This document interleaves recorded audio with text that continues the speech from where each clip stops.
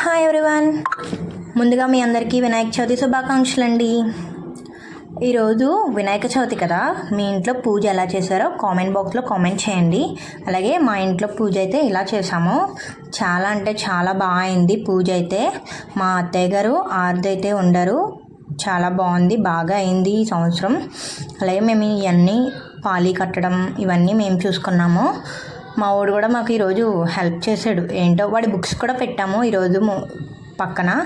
లాస్ట్లో కథ చదివేసి హారతి ఇచ్చాము. బయట మాకు చిన్న వినాయకుడు ఉంటాడు, ఆ వినాయకుడి దగ్గర కూడా మేము సేమ్ అలానే చేసాము. మా అత్తయ్య గారు కొబ్బరికాయ కొట్టేసి వినాయకుడికి నైవేద్యం అయితే పెట్టేశారు.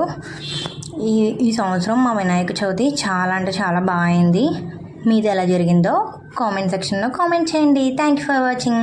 ఈ వీడియో నచ్చితే లైక్ చేయండి, షేర్ చేయండి. నా ఛానల్ని సబ్స్క్రైబ్ చేసుకోవడం మర్చిపోకండి.